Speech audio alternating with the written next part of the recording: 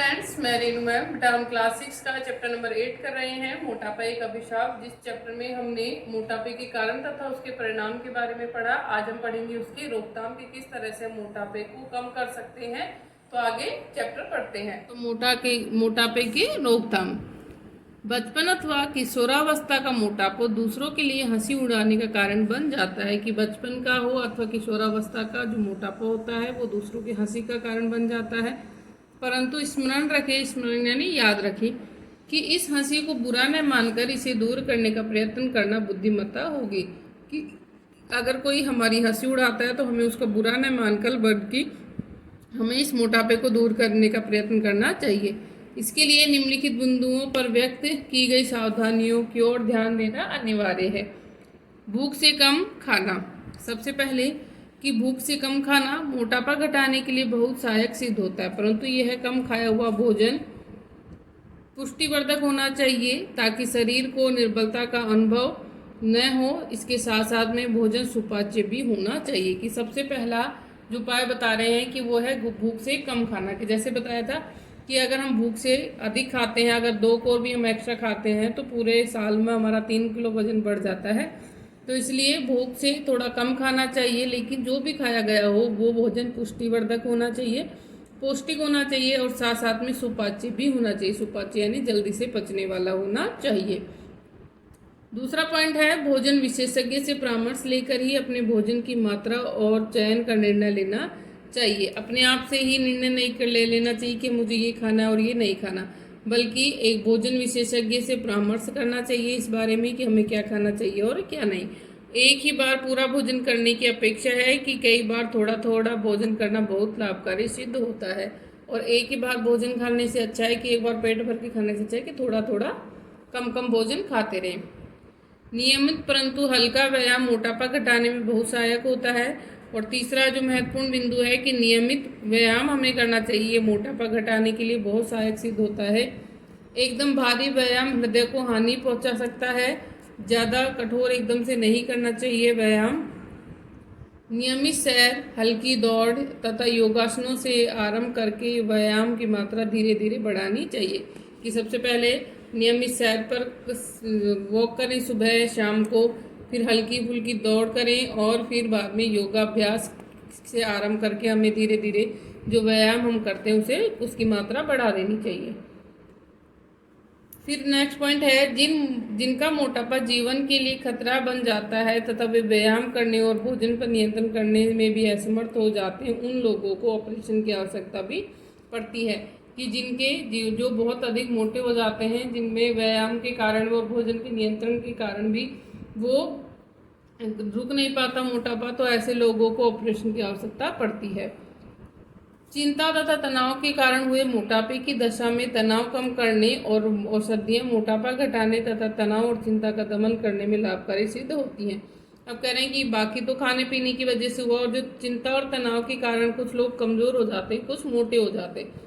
तो चिंता और तनाव के कारण मोटापे की दशा में तनाव कम करने वाली औषधियाँ मोटापा घटाने तथा तनाव और चिंता का दमन करने में लाभकारी होती हैं। तो कुछ औषधियाँ होती हैं जिनके द्वारा से तनाव को कम किया जा सकता है, जिससे मोटापा भी घट सकता है।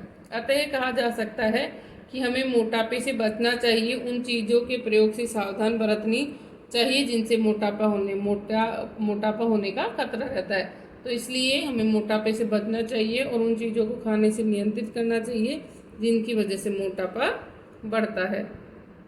शब्दार्थ है इसके निहित, छिपा हुआ, अवस्था, दशा, कोर, ग्रास, अतिरिक्त, फालतू, परामर्श, सलाह, अभिष्ट, इच्छा करने योग्य, निठल्ला, बेकार, कुप्रभाव, बुरा प्रभाव, अकारण, कारण के बिना, पुष्टिवर्धक, पुष्ट करने वाला, सुपाच्य, शीघ्र पचने वाला, चयन, चुनाव। आगे है प्रश्न उत्तरों में आपके सही उच्चारण कीजिए। सबसे पहले स्वास्थ्य, मस्तिष्क, अभिष्ट, पुष्टिवर्धक, सुपाच्य, ऑपरेशन। निम्नलिखित प्रश्नों के उत्तर दीजिए। मोटापे का क्या कारण है? मोटापे का कारण है भूख से अधिक भोजन खाने से तथा निठल्ले बैठने से मोटापा होता है। तो भूख का मुख्य कारण क्या है? कि भूख से अधिक भोजन करना और तथा निठल्ले बैठना ही मोटापे का कारण है। नेक्स्ट है मोटे व्यक्तियों को किस किस प्रकार की समस्याओं का सामना करना पड़ता है? तो मोटे जो व्यक्ति हो जाते हैं उनको सबसे बड़ी समस्या है कि उनको बीमारियां हो जाती हैं बहुत सी। तो मोटे व्यक्तियों को बहुत सी बीमारियां होती हैं तथा मोटे व्यक्ति हंसी का पात्र भी बन जाते हैं। कि सबसे पहला तो जो मोटे व्यक्ति हैं वो बहुत सी उनके अंदर मोटापे के कारण बहुत सी बीमारियां हो जाती हैं, हृदय से संबंधित, पेट से संबंधित, और भी बहुत सारी बीमारियां हैं हृदय से संबंधित। बाकी और जो है मोटे व्यक्ति हो जाते हैं उनको हंसी का पात्र भी बनना पड़ जाता है कि उनका लोग मजाक भी बनाते हैं। तीसरा है मोटापे के कारण कौन कौन से रोग हो सकते हैं। तो मोटापे के कारण है उपांद्रदाह, मधुमेह, जिगर का पीलिया रोग तथा हृदय से संबंधित रोग हो सकते हैं। मोटापे के कारण उपांद्रदाह, मधुमेह, जिगर का पीलिया रोग तथा हृदय से संबंधित रोग हो सकते हैं। फिर है निठल्ले बैठने से क्या होता है। अगला प्रश्न है हमारा चौथा कि निठल्ले बैठने से क्या होता है। तो उत्तर आएगा निठल्ले बैठने से मोटापा बढ़ता है। निठल्ले बैठने से मोटापा बढ़ता है। सही विकल्प के प्रश्न है मोटापा हंसी का पात्र बनता है बूढ़ों में, युवकों में, बच्चों में। तो सबसे ज़्यादा जो मोटापा है वो हंसी का पात्र बच्चों में बनता है कि बच्चे सबसे ज़्यादा एक दूसरे की हंसी उड़ाते हैं। मोटापा घटाने हेतु खाया गया कम भोजन होना चाहिए। जो हम मोटापा घटाने के लिए कम भोजन करते हैं वो कैसा होना चाहिए, पौष्टिक तथा सुपाच्य। कैसा होना चाहिए, वो पौष्टिक हो तथा सुपाच्य हो। तीसरा, चिंता तथा तनाव के कारण हुआ मोटापा घटाया जा सकता है। किसके द्वारा घटाया जा सकता है, वो औषधियों के द्वारा। निठल्लापन भी होता है मोटापे का कारण। निठल्लापन है वो क्या होता है, मोटापे का कारण होता है। आगे है प्रश्न हमारा मोटापे का मुख्य कारण क्या होता है। मोटापे का जो सबसे मुख्य कारण वो क्या है, तो भूख केंद्र द्वारा निश्चित की गई भोजन की मात्रा से अधिक खाने से भार बढ़ता है। तो मोटापे का सबसे मुख्य कारण है कि भूख केंद्र द्वारा जो भोजन की मात्रा निश्चित की गई है उस मात्रा से अधिक भोजन खाने के कारण ही मोटापा बढ़ता है। फिर है आपका दूसरा प्रश्न मोटापे का स्तर शरीर के किस भाग में पाया जाता है। जो मोटापा है वो शरीर के किस भाग में पाया जाता है, तो मोटापा शरीर की ऊपरी बाहु यानी डोलों के पिछले भाग से मापा जाता है। मोटापा का स्तर के शरीर के किस भाग से मापा जाता है, तो मोटापा है उसके स्तर का शरीर के ऊपरी बाहु यानी डोलों के पिछले भाग से मापा जाता है। आकर्षक डील डोल वाला शरीर कितने लोगों को प्राप्त होता है, तो उत्तर आएगा आकर्षक डील डोल वाला शरीर बहुत कम लोगों को प्राप्त होता है। कितने लोगों को, बहुत कम लोगों को। शरीर के भार को कौन सा अंग नियमित करता है, तो शरीर के भार को मस्तिष्क के अंदर स्थित भूख केंद्र है वो नियमित करता है। कौन नियमित करता है, शरीर के भाग को मस्तिष्क के अंदर स्थित है भूख केंद्र, वो इसको नियंत्रित करता है। आगे है लघुत्तरीय प्रश्न उत्तर मोटापा शरीर में कब आता है, तो उत्तर आएगा जब व्यक्ति भूख से अधिक खाता है और निठल्ला बैठता है तभी मोटापा शरीर में आता है। कई व्यक्ति अपने आप को अकारण मोटा क्यों समझने लगते हैं, वे अपने शरीर के जो डील डोल है उससे असंतुष्ट होकर ऐसा समझने लगते हैं कि वो अपने शरीर से संतुष्ट नहीं होते, इसी कारण से वो ऐसा समझने लगते हैं। मस्तिष्क में स्थित भूख केंद्र का क्या कार्य होता है, मस्तिष्क में स्थित भूख केंद्र का काम शरीर के भार को नियमित करना होता है। किशोरों में मोटापे का सामान्य कारण क्या होता है, किशोरों में मोटापे का सामान्य कारण होता है निठल्ले बैठना। कि जब किशोर काम नहीं करते, खेलते नहीं हैं, तो ऐसे में उनको मोटापा हो जाता है। तो ये प्रश्न उत्तर आपके हो गए हैं सभी लघुत्तरीय, अति लघुत्तरीय सही विकल्प। बाकी का जो दीर्घ प्रश्न उत्तर है वो हम कल करेंगे। Thank you. Morning students, welcome to our YouTube classes. This is for class 6. In previous class we have completed our 6th chapter of history, the age of empire and assemblies. Today we start our new chapter of history, 7th chapter, new ideas and new religions. नए विचार और नया धर्म. Our focusing point are Upanishads, cause for the growth of new religious ideas, वर्तमान Mahavira and Jainism, Gautam Buddha and Buddhism. कि महावीर ने Jainism धर्म दिया था और गौतम बुद्धा ने बुद्धिज्म धर्म दिया था. So let we continue our class with the topic the Upanishad. The Upanishad are a set of ancient books written in the Sanskrit language. कि उपनिषद एंशियंट बुक्स का ऐसा सेट होता है जो संस्कृत भाषा में लिखी गई हैं. More than 200 Upanishads were written during the later Vedic age that lasted from 1000 BCE to 600 BCE. कि 200 से ज़्यादा उपनिषद लिखे गए हैं लेटर वैदिक एज के टाइम में, जो 1000 BC से 600 BCE तक. ठीक है, ये BCE का मतलब होता है ईसा पूर्व, ईसा मसीह के जन्म से पूर्व की जो शताब्दियाँ हैं. Upanishads had been written in the form of dialogues or debate between a teacher or a sage and a student or a disciple.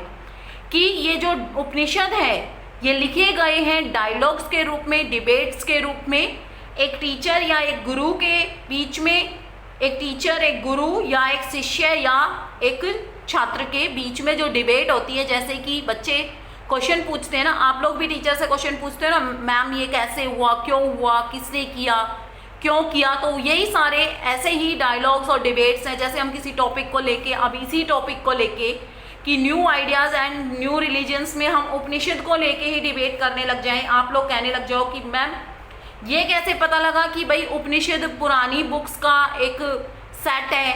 तो इन सारी चीज़ों का जवाब जब हम देते हैं तो वही क्या होती है, डिबेट या डायलॉग्स होते हैं. तो उस टाइम के जो गुरु और शिष्य के बीच में डिबेट हो रही थी, तो उसी के रूप में उपनिषद लिखे गए हैं.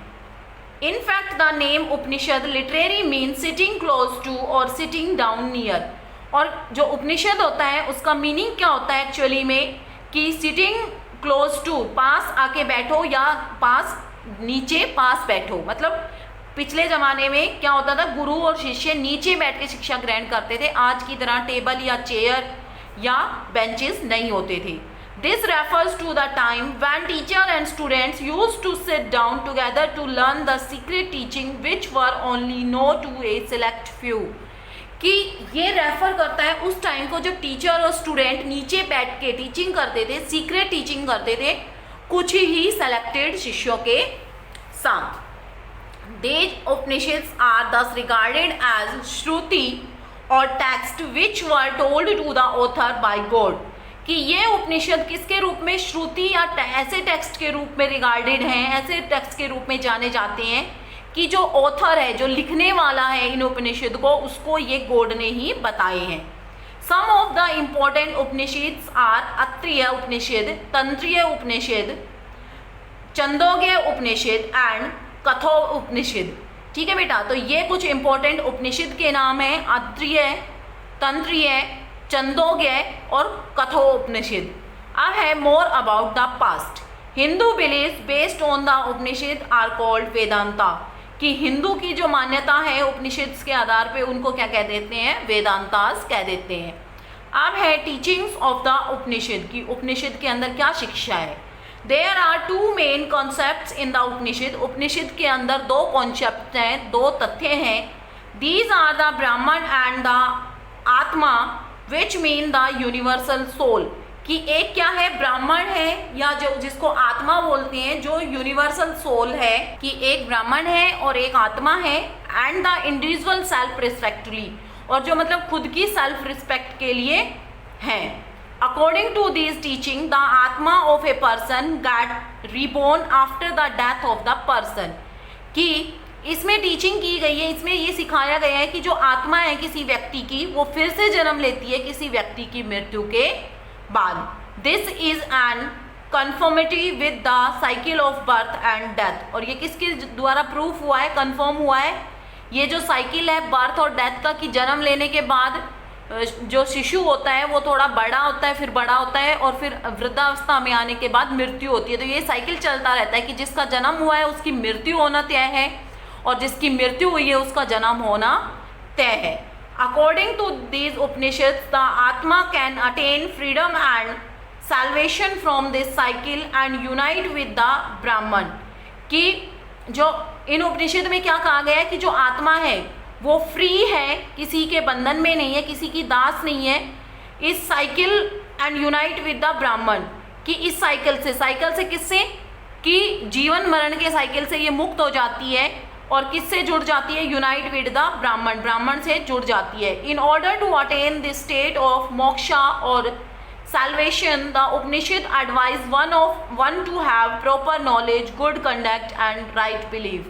और जो आत्मा की मुक्ति का एक रास्ता बताया गया है कि अगर हमें मोक्ष प्राप्त करना है, अगर हमें इन सारी बंदिशों से मुक्त होना है, तो हमें क्या करना पड़ेगा? हमें प्रॉपर नॉलेज होनी चाहिए, गुड हमारा व्यवहार होना चाहिए, कंडक्ट होना चाहिए, और हमें राइट बिलीफ होना चाहिए। मतलब कि हमारे विचार जो, हम ये नहीं है कि हम झूठ में भी बिलीव करें, हमें सच में ही बिलीव करना चाहिए। हम जिसमें भी यकीन करें वो सत्य होना चाहिए। The Upanishads also claim that one can attain knowledge about the supreme trust through certain actions like meditation and reaction of versus. कि उपनिषद के अंदर ये भी क्लेम किया गया है, ये भी माना गया है कि किसी व्यक्ति को अगर नॉलेज गेन करनी है सच्चाई के सुप्रीम ट्रुथ के ऊपर, मतलब भगवान, सुप्रीम ट्रुथ क्या होता है? जो सच होता है कि आत्मा ना तो मरती है और ना ही जन्म लेती है। तो उस सच तक अगर किसी को पहुंचना है तो हम किससे हो सकते हैं? कि मेडिटेशन के द्वारा, रिएक्शन ऑफ वर्सेस, और जो हमारे वर्सेस होते हैं, जो चरण होते हैं जीवन के, उनसे। Moreover according to the teachings a person should be compassionate, generous, honest, courageous and should have self control। कि अकॉर्डिंग टू इन टीचिंग के द्वारा एक मानव कैसा होना चाहिए?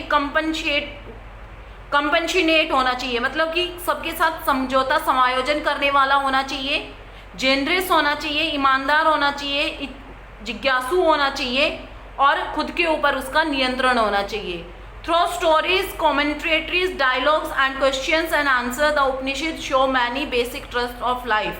कि कहानियों के द्वारा, कमेंट्स के द्वारा, डायलॉग के द्वारा, क्वेश्चन आंसर के द्वारा उपनिषद हमें बहुत से जीवन के बेसिक ट्रुथ के बारे में बताता है। अब है causes for the growth of new religious ideas. कि जो नए विचार आए धर्म के, उनका क्या कारण था। अब है पहला रेज्ड कास्ट सिस्टम। कि हमारा जो कास्ट सिस्टम जो बटा हुआ था, जो एक चरम पे पहुंचा हुआ था, कि the society during the later vedic period was divided into 4 varna, namely the Brahmin, the Kshatriya, the Vaishya and the Shudra. कि लेटर वैदिक के टाइम से ही हमारी जो सोसाइटी है वो 4 भागों में बटी हुई है, 4 वर्णों में बटी हुई है, जिनका नाम है ब्राह्मण, क्षत्रिय, वैश्य और शूद्र। According to the system, people belonging to each caste had been assigned well-defined functions। और according to this system, इस system के द्वारा people जो हैं वो belonging to each caste, एक दूसरी कास्ट से जुड़े हुए हैं, और assigned well-defined functions, और बहुत जो functions हैं, जो जीवन के कार्य हैं, वो आसानी से कर रहे हैं, अच्छे तरीके से कर रहे हैं। In this system, it was Brahmins who had a status superior to all the other caste. और इस सिस्टम के अंदर जो ब्राह्मण हैं, उन्होंने क्या हुआ है कि उनकी स्टेटस जो है वो अपने आप को, अपने स्तर को सबसे ऊंचा मानते हैं सभी कास्ट में। This was because of the fact that the knowledge of the Vedas was entitled only to them. और इसके कारण ही ये भी एक तथ्य है कि जो वेद की नॉलेज है वो सिर्फ यही ग्रहण करते हैं, and they were the only caste who could perform rituals and sacrifices. कि यही वो कास्ट है जो परफॉर्म करती है मान्यताओं को, और जो धार्मिक जो भी जितने भी कार्य होते हैं उनको ये ही करती हैं। अब ये देखिए, ये पिक्चर है ये कास्ट सिस्टम की, कि ब्राह्मण है ये पढ़ाई कर रहे हैं, ये अपने शिष्यों को पढ़ा रहे हैं, क्षत्रिय हैं ये लड़ाई वगैरह करते हैं, जो वैश्य हैं वो पशुपालन करते हैं, खेती करते हैं, और जो शूद्र होते हैं वो ये जो 3 कास्ट हैं इनकी ये हेल्प करते हैं। ये रईस होते हैं, मर्चेंट्स होते हैं, लेकिन इनकी हेल्प करने के लिए कौन होते हैं? शूद्र होते हैं। अगर ब्राह्मण को भी किसी की ज़रूरत है तो शूद्र हेल्प करेगा, क्षत्रिय की भी शूद्र हेल्प करेगा, और वैश्य की भी शूद्र हेल्प करेगा। तो सबसे जो खराब कंडीशन होती है वो किसकी होती है? शूद्र की होती है। I hope students you understand the chapter very well. We read the remaining topics in next class. Thank you, have a nice day. Good morning, class. So let's start our today's maths class.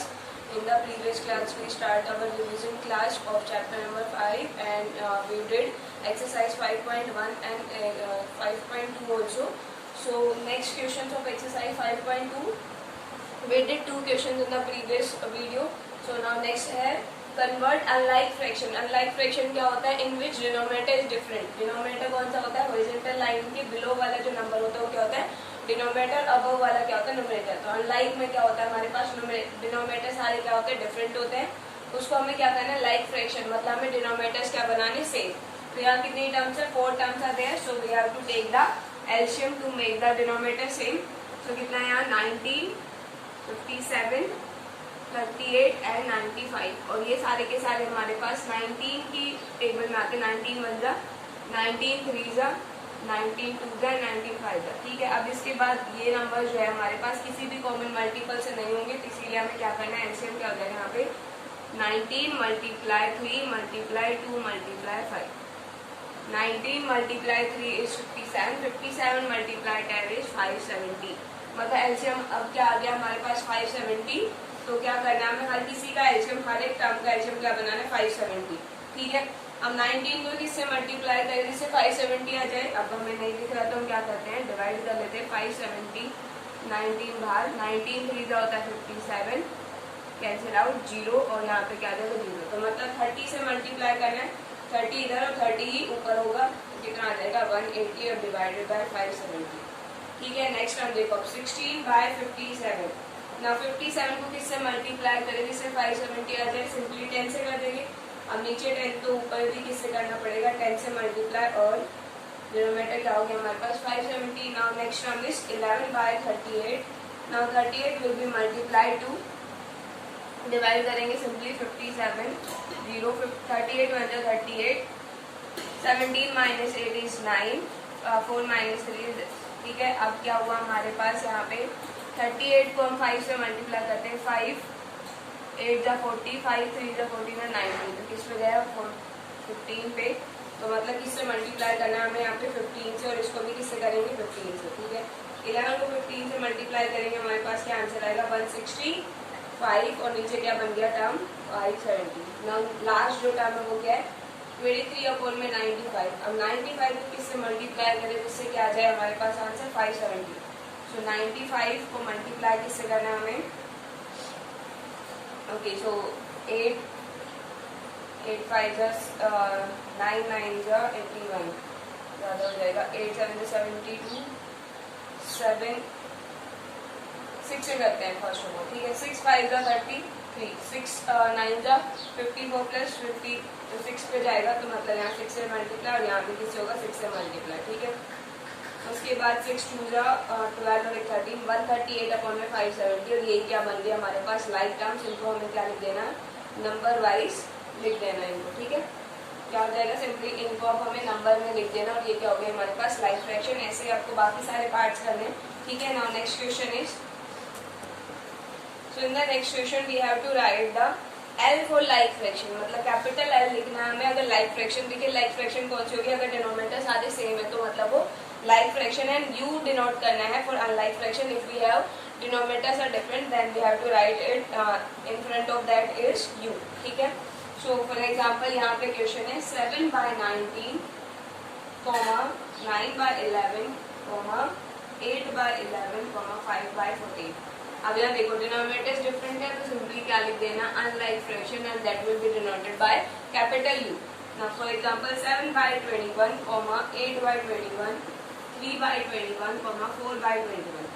Denominators क्या है? सारे same है, तो हमें simply क्या लिख देना? Like fraction है हमारे पास। ठीक है, नाउ नेक्स्ट है choose proper and improper fraction. Proper fraction कौन सा होता है हमारे पास? जहाँ पे डिनोमिनेटर जो होता है वो क्या होता है हमारे पास? ग्रेटर होता है किससे? सॉरी, हाँ, डिनोमिनेटर हमारे पास ग्रेटर होता है अगर न्यूमरेटर से, तो प्रॉपर। और इम्प्रॉपर कौन सा हो जाएगा? जिसमें डिनोमिनेटर क्या हो जाएगा? लेस हो जाएगा। ठीक है, so choose proper and improper fraction. So let's start. Question 5 is, so we have to choose proper and improper fraction. ठीक है, तो हमें यहाँ पे क्या देखना है? सिर्फ न्यूमरेटर। अगर न्यूमरेटर डिनोमिनेटर से ग्रेटर है या उसके इक्वल है तो वो टर्म क्या होती है? Improper fraction. यहाँ पे देखो न्यूमरेटर क्या है, डिनोमिनेटर से ग्रेटर है, तो ये क्या है हमारे पास इम्प्रॉपर है। ठीक है, अगर न्यूमरेटर जो है वो ग्रेटर है डिनोमिनेटर से या उसके इक्वल भी है तो भी हमारे पास इम्प्रॉपर फ्रैक्शन ही होता है। ठीक है, नेक्स्ट है अगर अब न्यूमरेटर क्या है, लेस। अगर न्यूमरेटर लेस है हमारे पास डिनोमिनेटर से तो वो क्या होती है, प्रॉपर फ्रैक्शन। सिर्फ लेस वाले में क्या होती है, प्रॉपर फ्रैक्शन होती है। अगर इक्वल और ग्रेटर है तो उसमें क्या होगा, इम्प्रॉपर फ्रैक्शन। यहाँ देखो न्यूमरेटर क्या है 18 और ये क्या है 23, तो लेस है तो ये भी क्या हो जाएगा, प्रॉपर फ्रैक्शन। ऐसे आपको इसके बाकी सारे पार्ट्स करने हैं। ठीक है, नेक्स्ट में हमें मिक्स फ्रैक्शन से चेंज करना है, किसमें, इम्प्रॉपर फ्रैक्शन में। फॉर एग्जाम्पल 2:1/8 है, तो इसमें क्या होता है हमारे पास, this will called the natural number, this will numerator and denominator. तो इसमें हमारे पास रूल क्या होता है, denominator will be multiplied to this natural number, तो कितना हो गया 8 मल्टीप्लाई विद 2 इज 16, एंड उसमें क्या करेंगे हम 1 ऐड करेंगे तो यहाँ कितना हो जाएगा 17, और अपॉन में जो डिनोमिनेटर होता है वही आता है हमारे पास। ठीक है, फॉर एग्जाम्पल 12:3/11 है, यहाँ क्या होगा 11 will be multiplied to 12, that will be equal to 132, 132 plus 3 is 135, और अपॉन में डिनोमिनेटर जो सेम टर्म थी हमारे पास। ठीक है, 10:5/7 है, यहाँ क्या हो जाएगा 7 will be multiplied to 10 and 10 70 और 70 प्लस 5 इज 75, और अपॉन में डिनोमिनेटर क्या है यहाँ पे 7। ठीक है, इम्प्रॉपर फ्रैक्शन को क्या करते हैं, denominator will be multiplied to natural number and then we have to add the multiplication to the numerator and upon में डिनोमिनेटर में क्या होगा, जो सेम टर्म यहाँ डिनोमिनेटर में थी वही आएगी। ठीक है, मिक्स फ्रैक्शन कैसे सोल्व करते हैं। Now next question is, x को हमें चेंज करना है मिक्स फ्रैक्शन में, उसे चेंज करना है। ठीक है, इम्प्रॉपर फ्रैक्शन हमारे पास गिवन है। इम्प्रॉपर फ्रैक्शन कौन सी थी, in which numerator is greater than denominator. ठीक है, तो यहाँ पे अब हमें क्या करना है, इसको मिक्स फ्रैक्शन में चेंज करना है, तो सिंपली क्या करेंगे, जो नीचे होता है उसको बाहर लिखेंगे और 137। ठीक है, 15 9 का कितना होता है 135, क्या रिमाइंडर आया 2। तो अब हम इसको कैसे लिखते हैं, ये जो क्वेश्चन आता है इसको हम लिखते हैं वो जहाँ पे वो नेचुरल नंबर था, उसके बाद यहाँ से इसके सेंटर से एक लाइन, उसके बाद 2, जो रिमाइंडर है उसको कहाँ लिखेंगे, ऊपर, और ये जो जिससे डिवाइड करते हैं उसको कहाँ लिखते हैं, डिनोमिनेटर में। ठीक है, फॉर एग्जाम्पल 47 अपॉन में 8। ठीक है, डिवाइड करेंगे 8 और 47, 8 6 48, तो किस पे जाएगा 8 5 40, कितना रिमाइंडर आ गया 7। तो यहाँ क्या लिखेंगे, इस नंबर को हम सबसे पहले लिखते हैं 5, इसके सेंटर से एक line, then reminder will be at the place of numerator and 8 will goes to at the place of denominator. ठीक है, और नेक्स्ट एग्जाम्पल 95 अपॉन 6, इसको भी क्या करेंगे, सिंपली डिवाइड 95 6 से करेंगे, 6 1 जा 6 3, और यहाँ से कितना आ जाएगा 5, 6 5 जा 30, कितना रिमाइंडर आ गया 5। तो यहाँ पे क्या हो जाएगा 15 will write eight the place of natural number, centre से एक लाइन, देन रिमाइंडर, और उसके बाद जिससे हम डिवाइड कर रहे हैं। ठीक है, this will call the mix fraction of the improper fraction of 95 upon 6। Now next exercise is, so in the next exercise we have equivalent fraction. Equivalent मतलब होता है इक्वल। ठीक है, और फ्रैक्शंस को हमें क्या करना है, वहाँ पे सेम करना है। तो हम कैसे करते हैं उनको, सिंपली क्या करते हैं, उनके डिनोमिनेटर्स को सेम कर देते हैं, और उसके बाद क्या हो जाएगा हमारे पास वो नंबर्स इक्विवेलेंट हो जाएंगे। या हम क्या करते हैं, जैसे फॉर एग्जांपल फर्स्ट क्वेश्चन है 5.3 एक्सरसाइज का, तो 14 अपॉन 25, और इसके हमें क्या लिखने हैं, फर्स्ट 5 इक्विवेलेंट फ्रैक्शंस लिखने हैं। ठीक है, फर्स्ट 5 इक्विवेलेंट फ्रैक्शंस हम कैसे बनाएंगे, यहाँ से सिंपली फर्स्ट ऑफ ऑल इसको 1 से मल्टीप्लाई करो, कितना आ गया 14 अपॉन 25। इसके बाद क्या करेंगे 14 अपॉन 25 मल्टीप्लाई 2, और नीचे भी कैसे करेंगे 2 से मल्टीप्लाई, कितना आ गया 28 अपॉन 50। इसके बाद 14 अपॉन 25 को किससे मल्टीप्लाई करेंगे 3 से, और यहाँ भी 3 से, कितना हो गया 42 अपॉन में 75। इसके बाद again 14 multiply with 4 upon 25 multiply 4, कितना आ गया हमारे पास 64, सॉरी 14 6 जा 6 और 8 4 5 56 अपॉन में 100। ठीक है, कितनी हो गई टर्म्स 4 हो गई। इसके बाद हम क्या करेंगे 14 अपॉन 25 मल्टीप्लाई 5 मल्टीप्लाई 5, कितना हो जाएगा 70 अपॉन में 125। ये क्या हो गया हमारे पास first 5 equivalent fraction of 14 upon 25। ठीक है, सिंपली क्या कर देना उसको 1 2 3। अब जरूरी नहीं हम सीक्वेंस वाइज वो करें, यहाँ पे 2 से करा, उसके बाद 4 5 6 किसी में भी कर सकते थे, जरूरी नहीं है यहाँ पे सीक्वेंस वाइज होगा, ठीक है। किसी भी नंबर से आप मल्टीप्लाई करो, पर यहाँ लेकिन क्या पूछा था, फर्स्ट 5 इक्विवेलेंट पूछा था, तो इसीलिए फर्स्ट 5 तो यही होंगी। अगर पूछा होता सिर्फ 5 इक्विवेलेंट फ्रैक्शन तो उसमें हम किसी से मल्टीप्लाई करके लिख सकते थे, ठीक है। नाउ नेक्स्ट है हमारे पास, so next question in which we have right equivalent fraction of, हमें इक्विवेलेंट फ्रैक्शन लिखना है इनका, जिसमें क्या है हमारे पास नंबर है, फ्रैक्शन ये है, उसका डिनोमिनेटर क्या होना चाहिए 5, ठीक है।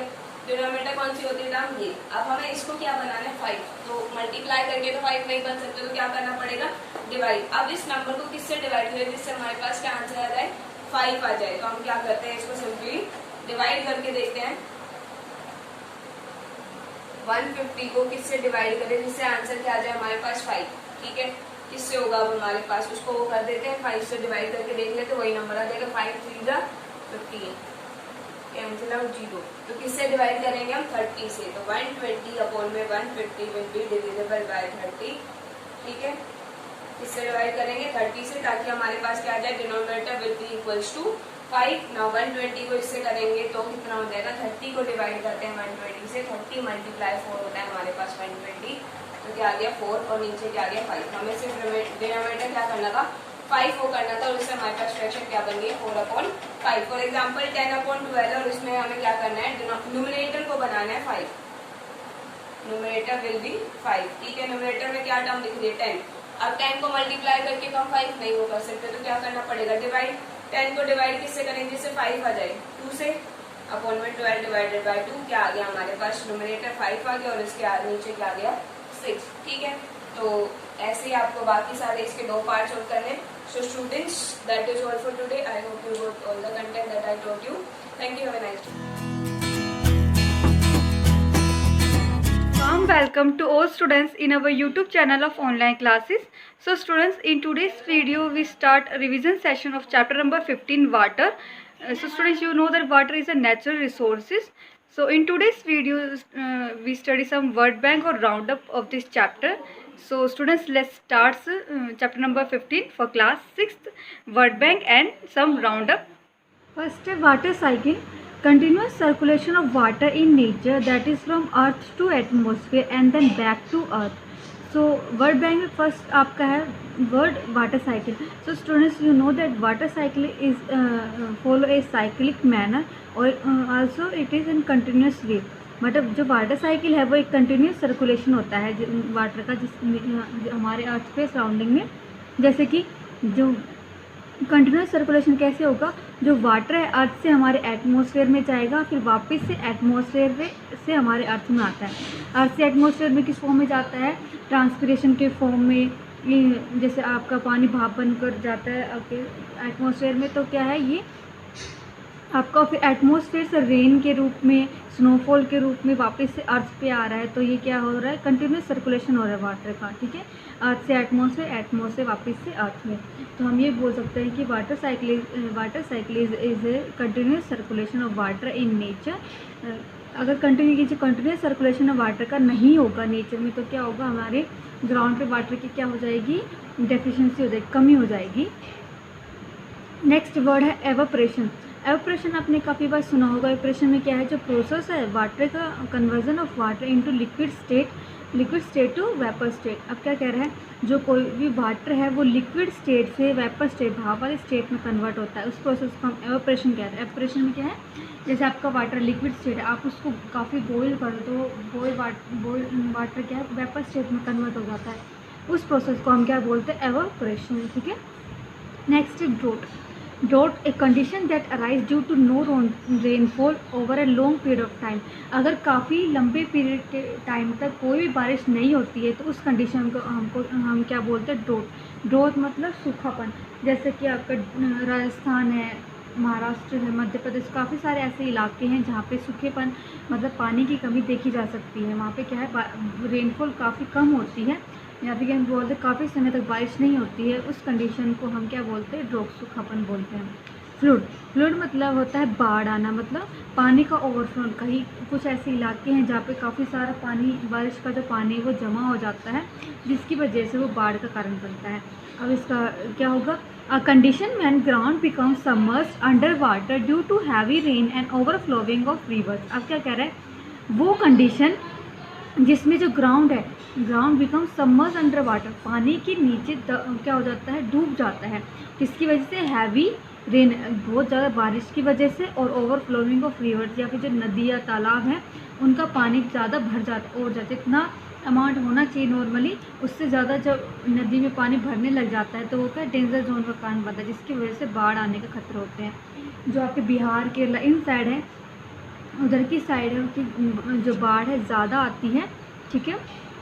Next is conservation, careful economical and judicious use of natural resources. Conservation में क्या हो रहा है, कोई भी नेचुरल रिसोर्सेज जैसे आपका वाटर, फॉरेस्ट, ये सब जो आपके जितने भी नेचुरल रिसोर्सेज आने, उनका सावधानी, इकोनॉमिकल और जुडिशियस यूज़ हम कर रहे हैं, मतलब सावधानी से उसका इस्तेमाल कर। इकोनॉमिकल क्या का मतलब कर रहे हैं कि जितना इकोनॉमिकल हमारे जितने भी पानी है उसका कम से कम इस्तेमाल करें, उनको वेस्ट ना करें, ताकि हम किसी भी नेचुरल रिसोर्स को कंजर्व करके रख सकें, संभाल के रख सकें। जैसे कि आपके चैप्टर में वाटर है, तो वाटर का कंजर्वेशन हम क्या कर सकते हैं, रेनफॉल हार्वेस्टिंग, बारिश के पानी को इकट्ठा करके हम कंजर्वेशन कर सकते हैं वाटर का।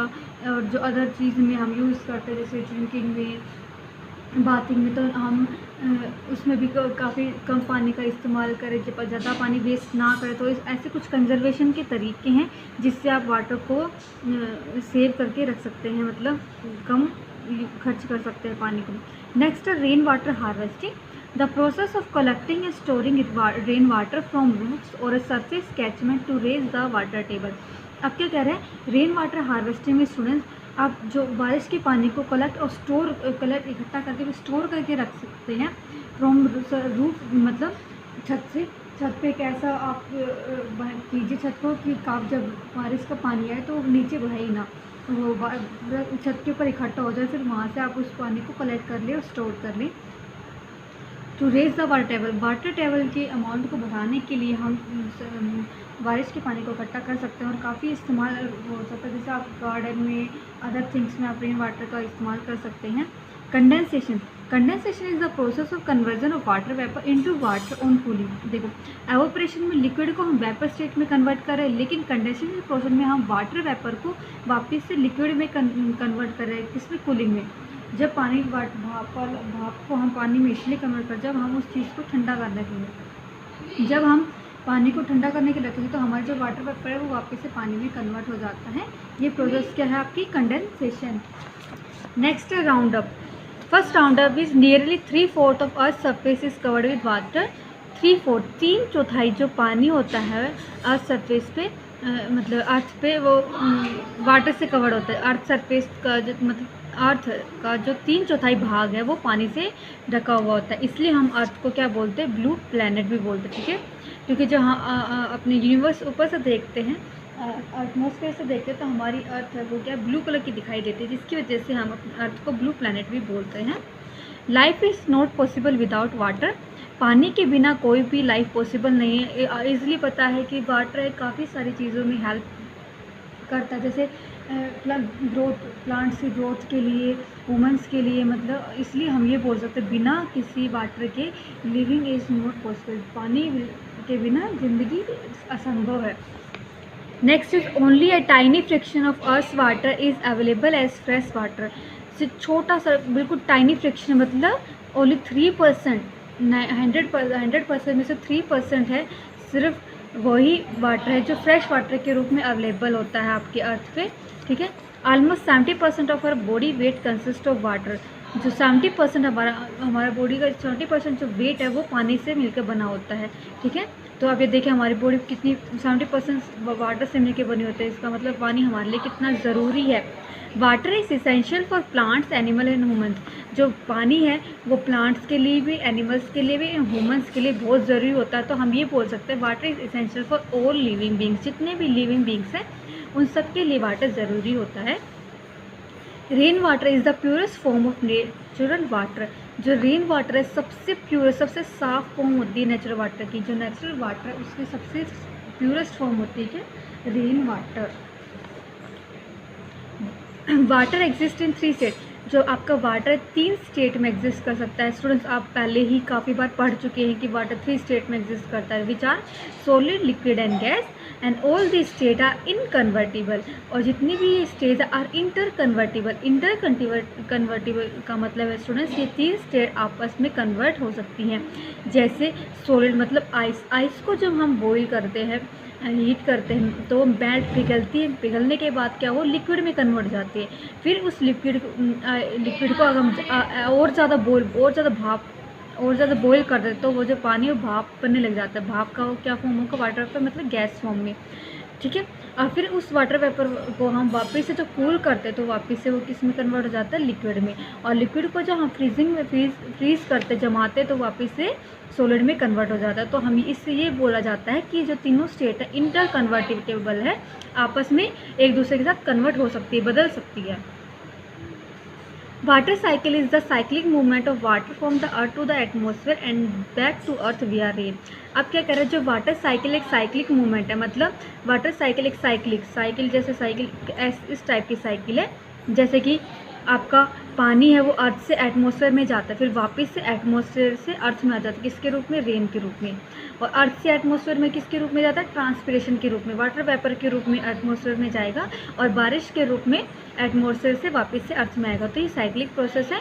और also water cycle continuous process है, मतलब कंटिन्यू आपकी सन की हीट की वजह से वाटर ट्रांसपिरेशन होता रहेगा और रेन की मदद से वो वापस से अर्थ पे आता रहेगा। तो ये कंटिन्यूस प्रोसेस भी होती है। Excessive rainfall can result in fluid. बहुत ज़्यादा जब बारिश हो जाती है तो इसका कारण क्या होता है, फ्लूड, बाढ़। ज़्यादा बारिश के कारण बाढ़ आती है। No rainfall for a long period of time results in drought. No rainfall for a long period of time, काफ़ी लंबे पीरियड तक, अंतराल तक अगर कोई भी बारिश नहीं होती तो इसकी वजह से क्या होता है, सूखापन। जैसे कि राजस्थान में काफ़ी इलाके जहाँ पे सूखापन देखने को मिलता है, मतलब वहाँ पे कोई भी पानी नहीं होता है, बारिश नहीं आती है वहाँ पे, तो पानी नहीं होता है। The careful economical and judicious use of water is called water conservation. अगर हम सावधानी से इकोनॉमिकली अगर पानी का इस्तेमाल करते हैं, सही ढंग से इस्तेमाल करते हैं, तो हम पानी को कंजर्व कर सकते हैं। कंजर्वेशन बोलते हैं, वाटर कंजर्वेशन, ठीक है। Rain water harvesting is one of the ways to conserve water. जो रेन वाटर हार्वेस्टिंग होता है एक तरीका होता है जिससे हम पानी को कंजर्व कर सकें। ईजी है रेन वाटर हार्वेस्टिंग आपका। इसमें आप क्या करते हैं, छतों को इस तरह से बनाते ताकि वो बारिश का पानी इकट्ठा कर सके, फिर आप उसको स्टोर कर सकते हैं। तो इसमें यहाँ बोला गया है कि जो रेन वाटर हार्वेस्टिंग है एक तरीका है पानी को कंजर्व करने का। Next is water is precious and should be saved. जो वाटर है बहुत कीमती होता है, इसलिए हमें वो पानी को हमें बचाना चाहिए। हमें वो जो वाटर पोल्यूशन है, जो हम काफ़ी लोग वाटर पोल्यूशन होता है फैक्ट्रीज की वजह से या अदर चीज़ों की वजह से, वो अवॉइड करना चाहिए, ठीक है। So that's it for today students, thank you for listening. This is for class 6. Students, as you all know, we are doing revision work, and in previous video we discussed about some book exercise of different kinds of pronoun. And now let's start with the next book exercise, which is based on the pronoun only, and some kinds are left. Now let's start with the book exercise. Now we are having a book exercise which is based on interrogative sentences. Let's start. Complete these sentences by choosing the appropriate interrogative pronouns from the box. Some pronouns can be used twice. It means ये interrogative pronouns के examples है which are given in the box as you see. These pronouns can be used twice in a sentence. Means एक ही interrogative pronoun हम दो sentences में भी use कर सकते हैं. Now let's start. First sentence is, dash shall we ask when we get there.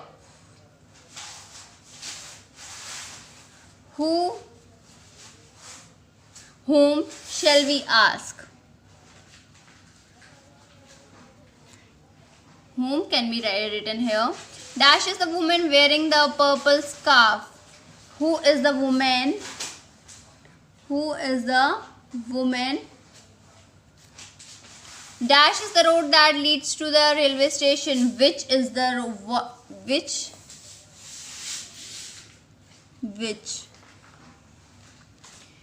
Dash has done this beautiful flower arrangement. Who?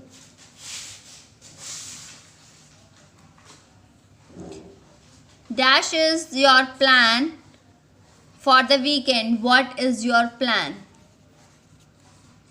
Dash are the what are these dirty socks on the bathroom floor? Whose dash of the names did you choose for the puppy? Which of the names?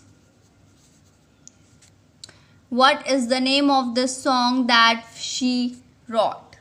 Okay students, this is the book exercise. You have to do it in your fair notebook. This is your homework. And next one is, which is based on the interrogative adjectives and interrogative pronouns. Circle the interrogative pronouns and underline the interrogative adjectives. Interrogative means the same, यानी कि interrogative का मतलब same होता है, जो question के according होता है. In what is the difference between interrogative pronouns and interrogative adjectives? Interrogative pronouns are placed before verb.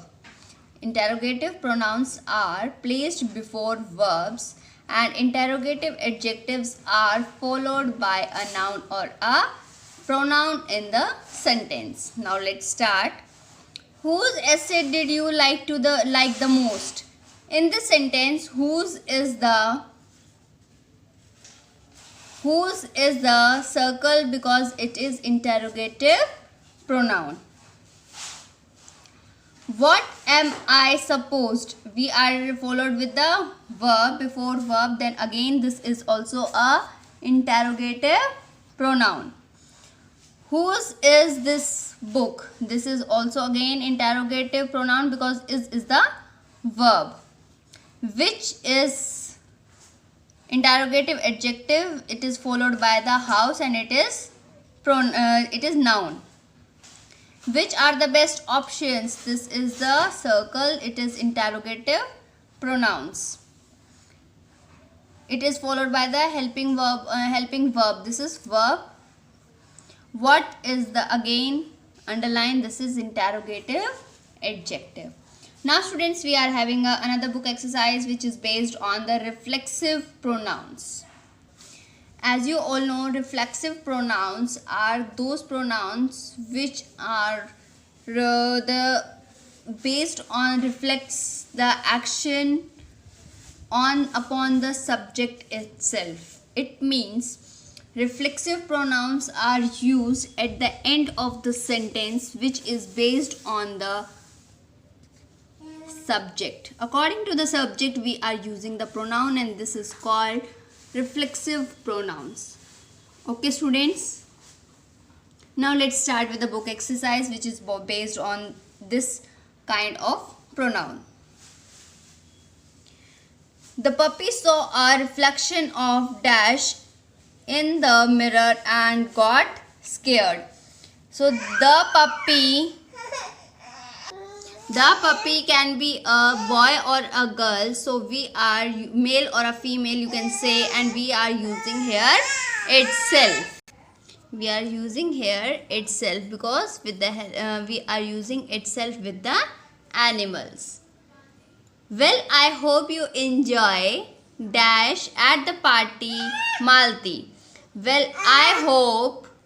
According to the sentences, we are using reflexive pronouns. Well, I hope you enjoy yourself at the party, Malti. We ate so much apple pie and cheese that we made us ourselves sick. Okay students, like this you are going to fill this book exercise on your own. This is your homework. Now let's start with the next exercise that is based on emphasizing pronoun, which is based on emphasizing pronouns. This exercise is based on both the kinds of pronoun, that is reflexive and emphasizing. You are going to identify myself is in which category, reflexive or emphasizing. Myself is emphasizing because it is it is written after the subject only. That's why this is emphasizing. Write it here. E for the emphasizing and R for the reflexive. Next is Lina cannot express herself very well, and here herself is reflexive pronoun. Okay students, like this you are going to do this book exercise. And next is the girl guides set up camp themselves under the supervision of the teacher. This is emphasizing. I have just bought myself a new photography camera. So here myself is reflexive. So this is emphasizing. The two of you should not do that. You all hurt yourself. This is reflexive. Now next book exercise, which is based on relative pronouns, that is on the page number 59. Now let's start with that. As you all know, in relative pronouns we are using the words which are used to join two sentences. They are called relative pronouns. First sentence is Ima has a new hat which I like very much. Which. The store no longer sold the camera, but I wanted. Finland dash she spends her holidays has lots of lakes. Finland which she spends her holidays. Where she spends her holidays. Okay students, like this you are going to do this exercise. And one more book exercise is based on the relative pronoun only, which is you have to do in this sentence. You have to do only this word is given in the bracket. relative pronouns आपको given है bracket में. आपको ये देखना है कि इस word को हमें, इस pronoun को हमें इस sentence में कहाँ पे fit करना है according to the meaning. For an example, Anjali does not watch films. Her mother is an actress. So Anjali does not watch films. Her mother, whose mother?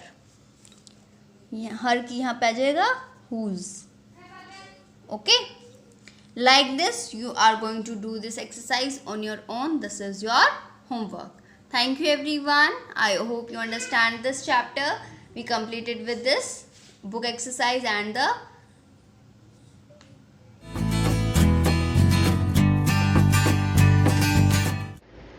Good morning student. Welcome to online classes. This is Rose. Student, today we are going to start the revision for class 6 of chapter number 6, that is the divine elephant. The divine elephant का मतलब होता है कि ऐसा elephant जिसके अंदर extra ordinary power हो.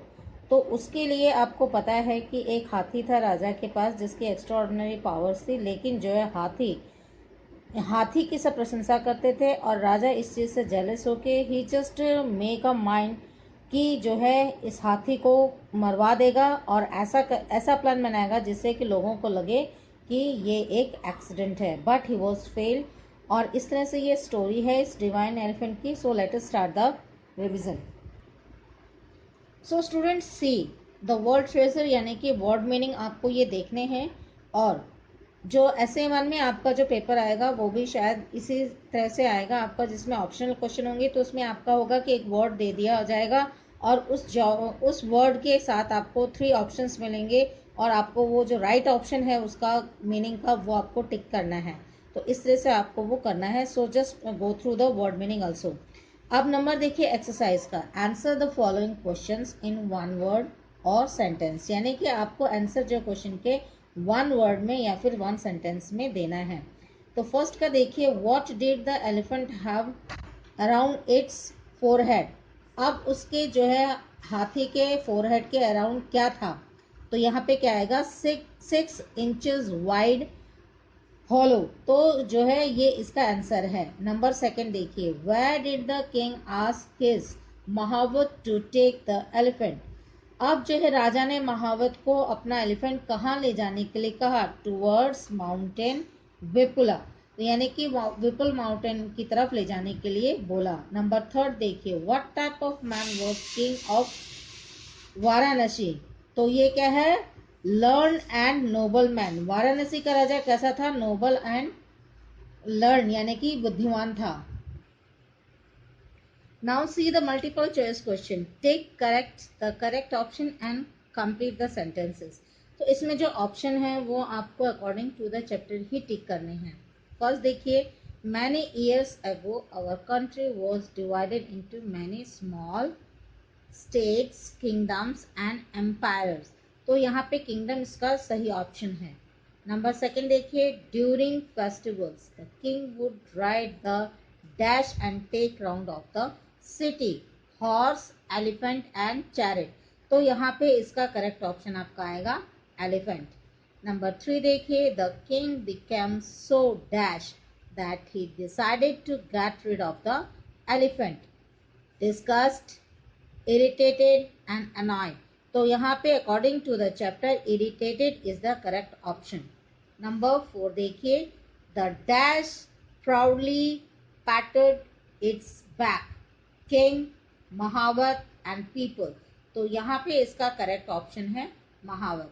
Number five देखिए, he realised that it was not dash elephant, an ordinary, a special, a supreme, तो इसका आंसर आपका एन ऑर्डिनरी, कि उसको ये रियलाइज हो गया था कि हाथी जो है ऑर्डिनरी नहीं है साथ। Now number six, the king at once dash its divine quality and people greeted it with joy, recognised, felt, understood, तो यहाँ पे आएगा आपका पहला ऑप्शन रिकॉग्नाइज, कि जो है राजा को ये आभास हो गया था उसकी जो है दिव्य शक्तियों का। नंबर सेवन देखिए, he devoted his life to the dash of his subjects till the end of his life, happiness, joy, poverty, तो यहाँ पे इसका करेक्ट ऑप्शन है हैप्पीनेस, कि हाथी ने अपनी पूरी जिंदगी जो है लोगों की जिंदगी को खुशनुमा बनाने के लिए अपना जो है पूरी लाइफ व्यतीत कर दी।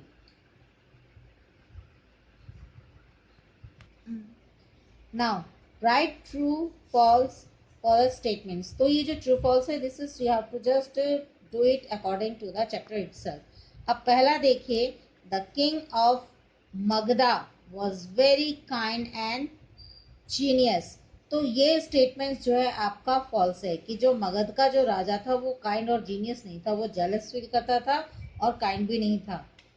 अब नंबर टू देखिए, the king love the auspicious elephant very much, राजा जो है उस जो है दिव्य हाथी को बहुत ही ज्यादा पसंद करता था, ये स्टेटमेंट ट्रू है। Number third, the king ordered his mahout to return back to the place, ये भी स्टेटमेंट सही है, कि किंग ने जो है महावत को ऑर्डर दिया था कि वो वापस जो है पैलेस की तरफ हाथी को मोड़ ले। Number four, the king was riding on the fastest horse he had, but he could not keep pace with the auspicious elephant, यानी कि राजा जो है सबसे तेज दौड़ने वाले हाथी पर बैठा हुआ था, फिर भी उस चमत्कारी हाथी से काफी पीछे रह गया था, तो दिस स्टेटमेंट इज ट्रू, ये स्टेटमेंट अभी आपकी ट्रू है। अब फिफ्थ का देखिए, The king of Magadha wanted to kill the auspicious elephant, उस चमत्कारी हाथी को मारना चाहता था मगध का राजा, ये भी स्टेटमेंट आपकी ट्रू है। सो नाउ सिक्स का देखिए, the auspicious elephant went to the king of Varanasi, अब जो है ऑस्पिशियस जो वो चमत्कारी दिव्य जो हाथी था वो कहाँ गया था? वाराणसी राजा के पास, तो ये स्टेटमेंट भी आपकी ट्रू है। The king of Varanasi didn't give shelter to the auspicious elephant, राजा यानी कि वाराणसी की जो राजा थे उन्होंने उस दिव्य हाथी को शरण नहीं दी, तो ये स्टेटमेंट आपका फॉल्स है, बल्कि उसने जो है नतमस्तक करके उनको जो है रिस्पेक्टफुली इनवाइट किया अपने किंगडम में। सो स्टूडेंट, ये जो है आपका रिवीजन पार्ट आज का ये यहीं तक करवा रही हूँ। नेक्स्ट में we will continue this. So student, what you have to do, जो हर बार मैं आपको बोलती आई हूँ कि आप इस वीडियो को लाइक कीजिए, शेयर कीजिए, चैनल को सब्सक्राइब कीजिए और साथ ही साथ जो है आपको क्या करना है, वीडियो को शेयर करने के साथ बेल आइकन पर क्लिक करना ना भूलें। Thank you, take care.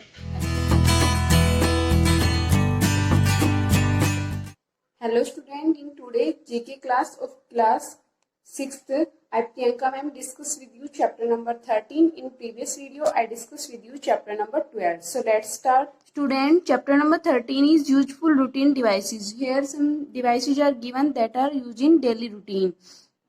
Our first one is a magnetic device for finding direction is magnetic compass. Direction को फाइंड आउट करने के लिए जिस डिवाइस का यूज किया जाता है that is called magnetic compass. Next one is a device you can use to communicate with while travelling. आप ट्रैवलिंग के टाइम जिस डिवाइस का यूज करते हैं किसी से बात करने के लिए, उसका क्या नाम होता है, cell phone. Next one is a machine use to displaying a person heart beat. किसी भी पर्सन की हार्ट बीट को डिस्प्ले करने के लिए किस मशीन का यूज किया जाता है, इलेक्ट्रोकार्डियोग्राफ। ठीक है। Next one is a machine for producing electrical voltage. Electrical voltage को प्रोड्यूस करने के लिए कौन सी मशीन यूज की जाती है, जनरेटर। आपने देखा होगा कि कोई फंक्शन होता है घर में तो लाइट का प्रॉपर अरेंजमेंट के लिए हम जनरेटर का यूज करते हैं। Next one is a machine which show the slide on screen. आपने देखा होगा आपकी स्मार्ट क्लास में जो एक बड़ी सी स्क्रीन होती है उसको क्या बोलते हैं, प्रोजेक्टर। ओके, जो टीचिंग के टाइम यूज की जाती हैं। Next one is it can clean dust particles from the carpet. Carpet के डस्ट पार्टिकल को साफ करने के लिए किस मशीन का यूज किया जाता है, vacuum cleaner. Next one is a machine which sends the copy of a document using telephone lines. Telephone lines का यूज करके जो किसी भी को मशीन जो डॉक्यूमेंट होता है उसकी कॉपी करती है उसको क्या बोलते हैं, fax machine. And next one is a machine that cook और heat food quickly using electromagnetic waves. Electromagnetic waves का यूज करके जो खाना बनाने के लिए जिस मशीन का यूज किया जाता है वो क्या होती है, microwave oven.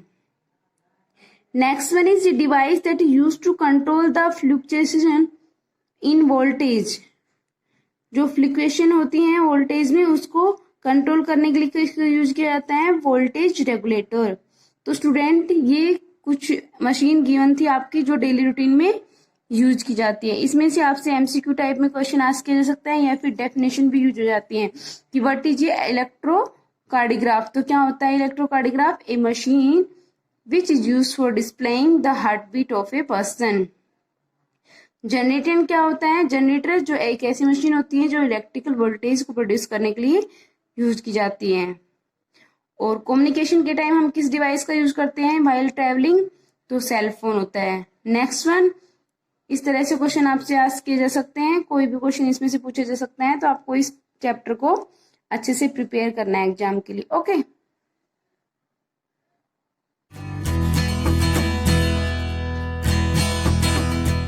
Hello student, in today's computer class, I Priyanka ma'am discussed with you some basic questions of computer. So let's start the revision for essay 1 exam. Student, in previous video, I revised the 10 questions like that. So let's start our question number 11. How to measure the quality of A printer. Printer की quality कैसे major करते हैं, dot पर inch, means वो कितने gap में letters को type करता है, प्रिंट करता है। Next one is right step how to change the background of desktop. Student, sometime जो स्टूडेंट है वो वर्किंग करते हुए बोर जाते हैं तो उन्हें ऐसा लगता है कि कुछ चेंजमेंट करे, तो वो अपने डेस्कटॉप को चेंज करने की कोशिश करते हैं। तो इजी स्टेप है यहाँ पे। सबसे पहले हम स्टार्ट बटन पे क्लिक करेंगे, then click on control panel, then select personalisation, then select the background. यहाँ पे कोई भी बैकग्राउंड आप सेलेक्ट कर सकते हैं और फिर उसको सेलेक्ट कर देते हैं तो वो अपने आप ही आपके डेस्कटॉप पे चेंज हो जाता है। ठीक है, next one is question number 13, define keyboard and explain various keys of keyboard. Student ये क्वेश्चन बहुत ही लेंथी क्वेश्चन है और इसमें बहुत सारे क्वेश्चंस जो है क्लियर होते हैं, तो आपको इसको ध्यान से रीड करना है। Keyboard is an input device that is used to type text on computer. Computer में टेक्स्ट टाइपिंग के लिए हम किस डिवाइस का यूज करते हैं? कीबोर्ड, और ये एक इनपुट डिवाइस भी है। तो इसमें यहाँ से 2 क्वेश्चंस आपके कंप्लीट होते हैं कि keyboard is which type of device? Input device. And which device is used to typing text on computer? तो that is keyboard. Now next is total key in keyboard. तो टोटल की कितनी होती है? 104। Various type of keys, here keys are given. First one is alphabetic keys, next one is numeric keys, next one is special key and next one is arrow keys. Alphabetic key क्या होती हैं? A to Z are called alphabetic key. ये कितनी होती हैं? 26, A से लेकर Z तक ऑल अल्फाबेट्स होते हैं इसमें। और एक कैप्स लॉक की होती है जो अल्फाबेट को स्मॉल और कैपिटल दोनों में कन्वर्ट करने में यूज होती है, कैप्स लॉक, जो स्पेशल की कैटेगरी में आती है। Next one is numeric key. Next one is numeric key. Numeric key are use for typing 1 to 3 numeric number. Numbers को टाइप करने के लिए हम न्यूमेरिक कीज का यूज करते हैं। ये 0 to 9 होती हैं और इनके साथ साथ सिंबल्स भी होते हैं, plus, minus, divide and multiply के। Okay, next one is special keys. Special key होती है जो स्पेशल फंक्शन को परफॉर्म करने के लिए यूज होती है, जैसे control, shift, alt and escape. Escape किस लिए यूज होती है? जैसे कि कोई भी प्रोग्राम इंस्टेंटली ओपन है उसको बैक करने के लिए। ऑल्ट हमेशा किसी फंक्शन की या किसी अदर की के साथ यूज होती है, तो शिफ्ट या फिर कंट्रोल, जैसे कि ऑल्ट प्लस F4 किस लिए यूज होता है? Directly shut down the computer. Next one is shift की। शिफ्ट की भी किसी अदर की के साथ यूज होती है to perform a particular function like that control key. जैसे कि हम शॉर्टकट की यूज होती है control plus A select all, control plus B bold के लिए यूज होती है। इस तरह से जो कंट्रोल, शिफ्ट और ऑल्ट जो ये की है, ये स्पेशल फंक्शन को परफॉर्म करने के लिए यूज होती है। And next one is arrow key. Arrow key is use to move the cursor left, right, up and down. जो हमारे कंप्यूटर स्क्रीन पे एक एरो टाइप में कर्सर होता है, उसको मूव करने के लिए यूज होती हैं, up, down, left and right. Now next one is function की। स्टूडेंट फंक्शन की आर 12, F1 से लेके F12 तक फंक्शन की होती हैं और ईच फंक्शन की perform is own function, means खुद का अपना फंक्शन होता है। F1 किस लिए होती है, F2 किस लिए होती है, इस तरह से। Okay, so next question is explain all function की। तो student first one is F1। F1 किस लिए होती है? हेल्प सेंटर के लिए।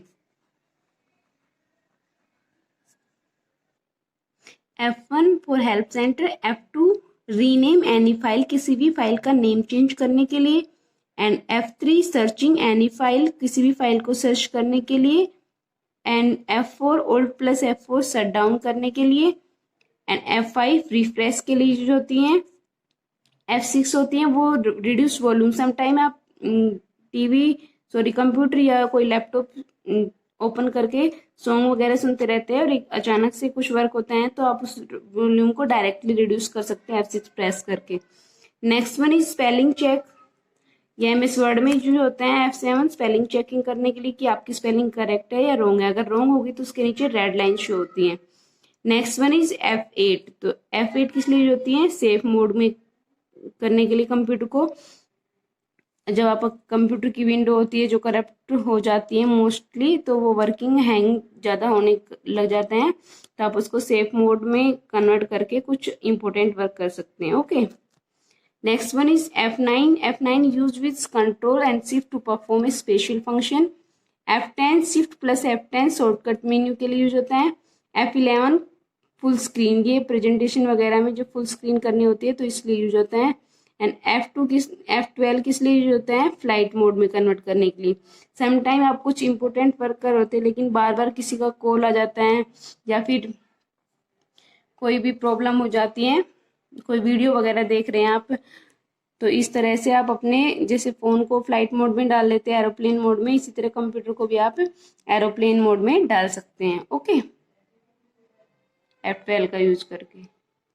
तो स्टूडेंट आज को अपने होमवर्क में ये कीबोर्ड के बारे में और कीज के बारे में आपको लर्न करना है। अगर राइट नहीं कर रखा है तो आप राइट भी कर सकते हैं। Okay, thank you, have a nice day.